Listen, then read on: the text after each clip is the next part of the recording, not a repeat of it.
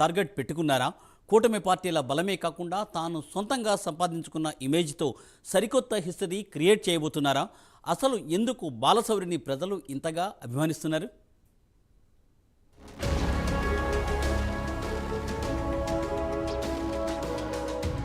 ఎన్నికల సమయం దగ్గర పడుతున్న కొద్దీ నాయకులు వారి ప్రచారంలో జోరును పెంచుతున్నారు. ఓటర్లను ప్రసన్నం చేసుకునేందుకు శతవిధాలుగా ప్రయత్నం చేస్తున్నారు. కనీసం రోజుకు 5 గంటలు కూడా నిద్రపోకుండా నిర్విరామంగా శ్రమిస్తున్నారని చెప్పొచ్చు. అలాంటి ఆంధ్రప్రదేశ్ రాజకీయాల్లో అత్యంత ఆదరణ పొందినటువంటి లోక్సభ స్థానం మచిలీపట్నం. ప్రస్తుతం రాష్ట్రంలో అందరి చూపు ఈ స్థానంపైనే పడింది. ఇక్కడి నుంచి బాలశౌరి కూటమి అభ్యర్థిగా పోటీ చేస్తున్నారు. కూటమి పార్టీల బలంతో పాటు సొంతంగా బాలశౌరికున్న ఇమేజ్ భారీ మెజార్టీతో గెలిపిస్తుందని ఆయన అభిమానులు భావిస్తున్నారు. ప్రచార రేసులో సైతం వేగంగా దూసుకుపోతున్న బాలశౌరి ప్రత్యర్థి పార్టీకి అందనంత ఎత్తులో ఉన్నారని రాజకీయ వర్గాల్లో చర్చ జరుగుతోంది.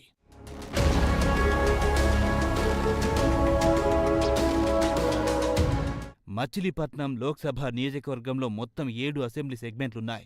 ఇందులో గుడివాడ, గన్నవరం, పెడన, మచిలీపట్నం, అవనిగడ్డ, పామర్రు, పెనమలూరు ఉన్నాయి. టీడీపీ ఆవిర్భావం తర్వాత మచిలీపట్నం పార్లమెంటు స్థానానికి 10 సార్లు ఎన్నికలు జరిగాయి. ఇందులో 5 సార్లు టీడీపీ గెలిస్తే మరో 5 సార్లు మిగతా పార్టీలు గెలిచాయి. 2019లో మాత్రం బాలశౌరి భారీ మెజార్టీతో గెలుపొందారు. ఈసారి జనసేన నుంచి పోటీ చేస్తున్న బాలశౌరికి కూటమిలో మిత్రపక్షాలైన టీడీపీ, బీజేపీ అదనపు బలం కానున్నాయి.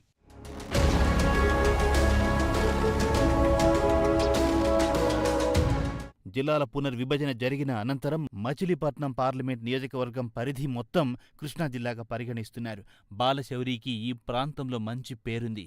ఆయన ఎంపిక చేసినన్ని రోజులలో గుడివాడ రైల్వే ఓవర్ బ్రిడ్జ్, అలాగే బందరు పోర్టు పనులను తీసుకొచ్చారు. అంతేకాకుండా రేపల్లె బందర్ రైల్వే లైన్, అలాగే విజయవాడ నుంచి పినాకిని, రత్నాచల్ వంటి సూపర్ ఫాస్ట్ రైళ్లతో పాటు మచిలీపట్నం లింకు రైలు కూడా నా హయాంలోనే రాబోతున్నాయని, మరోసారి గెలిపించిన వెంటనే ఇవి ఈ ప్రాంతానికొస్తాయని ఆయన ప్రజల్లో బలంగా చెబుతూ ప్రచారం చేస్తున్నారు. జనసేన, టీడీపీ, బీజేపీ ఉమ్మడి అభ్యర్థిగా పోటీలో ఉన్న వల్లభనేని బాలశౌరి ప్రస్తుతం మచిలీపట్నం ఎంపీగా ఉన్నారు.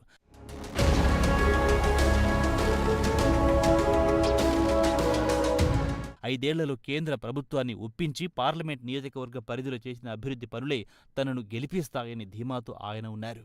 మచిలీపట్నం పోర్టుకు కేంద్ర ప్రభుత్వ సంస్థ పవర్ ఫైనాన్స్ కార్పొరేషన్ ద్వారా 4,000 కోట్ల రుణాన్ని ఇప్పించారు. ప్రస్తుతం పోర్టు పనులు జరుగుతున్నాయి. మచిలీపట్నం మెడికల్ కళాశాలను 550 కోట్లతో నిర్మిస్తున్నారు.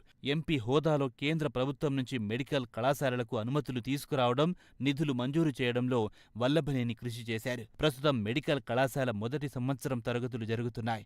గుడివాడలో 2 రైల్వే ఫ్లైఓవర్ల నిర్మాణం కోసం 326 కోట్ల నిధులు మంజూరు చేయించారు. వీటి పనులు పూర్తయ్యే దశలో ఉన్నాయి. అవనిగడ్డ నియోజకవర్గం ఎదురుమొండి దివికి చేరుకునేందుకు 150 కోట్లతో కృష్ణా నదిపై వారధి నిర్మాణం చేసేందుకు నిధులు మంజూరు చేయించారు. గిలకలదిండి హార్బర్ పనులు 330 కోట్లతో జరుగుతుండగా ఇందులో కేంద్ర ప్రభుత్వ నిధులను మంజూరు చేయించడంలో ఎంపీ బాలశౌరి విశేష కృషి చేశారు. ఇలా ఆయన ఈ ప్రాంతానికి చేసిన సేవలే మళ్లీ గెలిపిస్తాయన్న నమ్మకం బాలశౌరి వర్గంలో ఉంది.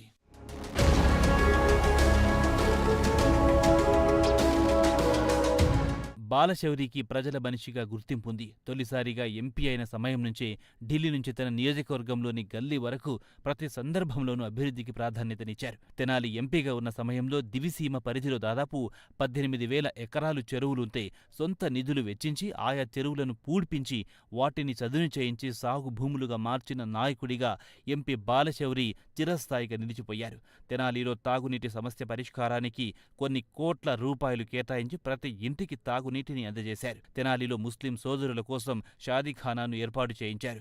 రేపల్లె నుంచి హైదరాబాద్, కాచిగూడ వరకు డెల్టా ఫాస్ట్ ప్యాసింజర్ రైలును తీసుకొచ్చిన ఘనత ఎంపీ బాలశౌరిదే. దీంతో పాటు డెల్టా ట్రైన్ టికెట్ ధర హైదరాబాద్కు కేవలం 40 రూపాయలకు ఈ రోజుల్లో అతి తక్కువ ధరకి అందుబాటులోకి తీసుకొచ్చారు.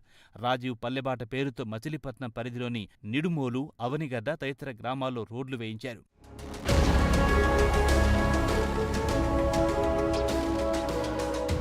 మచిలీపట్నం ఎంపీగా పోర్టు తీసుకురావడంలో ఆయన సక్సెస్ అయ్యారు. ఢిల్లీలోని కేంద్ర పెద్దలతో బాలశౌరికి సత్సంబంధాలుండడం కలిసొచ్చే అంశం. కేంద్రంలో రాజకీయ, పారిశ్రామిక దిగ్గజాలతో ఉన్న మంచి సంబంధాలతో CSR నిధులతో ఎన్నో అభివృద్ధి కార్యక్రమాలు చేపట్టగలిగారు. ఈ అంశంపైనైనా స్పష్టమైన విజన్తో ముందుకెళ్తారని గుర్తింపుంది. మచిలీపట్నం పార్లమెంట్ పరిధిలో గ్రామాల రూపురేఖలను మార్చడంతో పాటుగా నియోజకవర్గం మొత్తం అభివృద్ధి దిశగా పూర్తి ప్రణాళికలతో సిద్ధమయ్యారు. ఇప్పటికే పార్లమెంట్ నియోజకవర్గ పరిధిలో అన్ని స్థాయి నేతలతో అనుబంధం, పవన్ కళ్యాణ్ మద్దతు అదనపు బలంగా మారుతోంది. నియోజకవర్గంపైన పూర్తి పట్టు, స్పష్టమైన విజన్తో ముందుకెళ్తున్న బాలశౌరి తన విజయంపైనే ధీమా వ్యక్తం చేస్తున్నారు. అంతేకాదు మిగతా సామాజిక వర్గాలతో పాటు ప్రధానంగా కాపు సామాజిక వర్గంలో బాలశౌరికి మంచి పేరుంది. దీంతో ఇక్కడ బాలశౌరి గెలుపు నల్లేరుపై నడికి అంటున్నారు రాజకీయ పరిశీలకులు.